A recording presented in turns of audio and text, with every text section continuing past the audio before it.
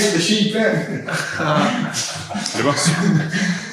Eamon Khan here for Seconds Out with Turkish Tyson Billy Deniz. Billy, how you doing, sir? I'm good, mate. How are you? Yeah, not bad. All the better for speaking to yourself. Turkish Tyson is a very interesting name. It's kind of says it what it is on the tin. How'd you get that name? You tell me. I had my debut, and everyone just started calling it me. Obviously I've got Turkish heritage, and then my style's kind of like Mike Tyson. Move my head a lot, move my feet, very aggressive, very fast. So yeah. It's a very interesting nickname to have. I just want to reflect on your recent fight against Perry Howe, a disqualification fight. What happened? What didn't happen? That's the answer. Yeah, just being dirty, being very annoying, spoiling my performance, trying to headbutt me, hitting me on the back of the head constant times, and the ref, they weren't listening to the ref, so the ref just disqualified it, which is a bit sad really, because it took my chance away of a stoppage win, because it was going to get him out of there. But yeah, it is what it is. Moving on in terms of that fight against Perry, what are you looking for next in terms of progression in your career? Well, when I fought my last fight with Perry, me and Joe had only been in the gym together like probably 6 to 8 weeks, so we hadn't gelled proper, but now we're gelling proper, I'm learning more stuff, I'm thinking differently, sparring differently, so yeah, hopefully just stay in the gym, keep learning, stay fit, and then next year get a new date and then get the ball rolling. In terms of that progression under Joe, you said you have that time now, you feel it's kind of clicking at this point. What are those things you feel are kind of gelling into place? Just the way I think when I'm sparring, or when I'm moving around, certain shots I'm throwing, certain combinations I'm throwing together, certain things I do after them combinations or before them combinations. Just little like Joe's little style that he has, the little things that he throws into stuff with my style, it's working really well. What brought you to Joe in the first place? All the other lads joined, we was all at Phoenix camp with Rob Rimmer, and I was the last one to join Joe's out of the group.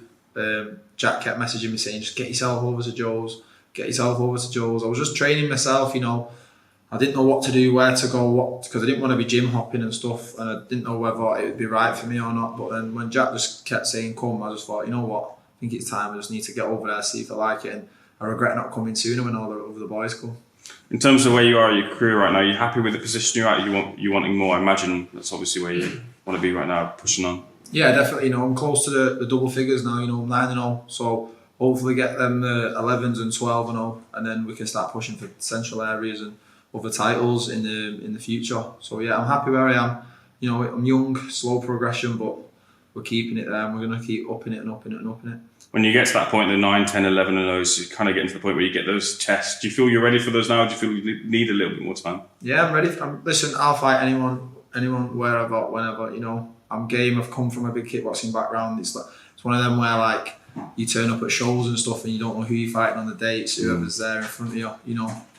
It is what it is. We're in the fight game. We're supposed to fight each other. So I'll fight anyone. The kickboxing background is an interesting one because we've had some success and some failures of those who've transitioned over from kickboxing. Specifically at the top, you're looking at the likes of Dylan White. Rachel Ball is someone who won a world title on the female side of kickboxing. She had that grounding. How has that grounded you in terms of picking up the boxing side? Well, I was very much more a puncher than a kicker in the kickboxing. That was my attribute, and I was a better boxer than most kickboxers. So. Just the way I move and my style and my speed and stuff, my agility when I'm moving about comes a lot from the kickboxing, switching stances and stuff like that. So yeah, I took some attributes from it, and then obviously there's certain things like being too square and being open for certain shots, but we've adapted that now into the boxing. In terms of you being the Turkish Tyson, obviously people look at you and look at the power that you have in the ring and your performances, but do you feel that might be a bit of a, what's the word I'm looking for, essentially something that maybe people will look at and not look at or focus on your boxing side and your boxing ability? Yeah, definitely. People look at me and like someone was in the gym the other day and said, "Oh, you look like you look like a scary little unit." But I can box. I can be slick at times. Have my hands down, move my head, throw little slick shots, switch feet, switch stances, fight southpaw. But I can switch. I can fight. If the guy wants to fight, we'll fight. If the guy wants, I can outbox someone, I'll outbox someone. That's how I feel on the day. You're very well spoken as the rest of the lads are. Do you feel like you're the type of person maybe to call someone out for an opportunity, or is that not your style?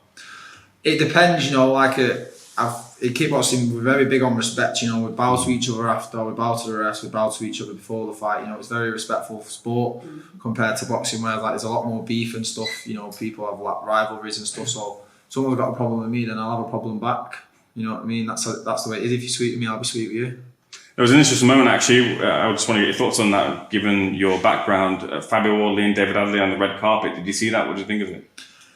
Just creating more thing for the fights, innit? You know, let them. It's just like childish behaviour, really. Like, obviously they got to sell that fight, that's going to make it sell even more. None of them will fight Jack Massey, though, will they? Just throw that one out there.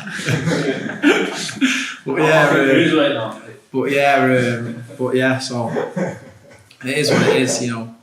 But yeah, like I said, you've got to build fights. You know, it's a business at the end of the day as well. You know, that's helping the fan base grow for them to getting a bit of a buzz around that fight. You know, credits to them.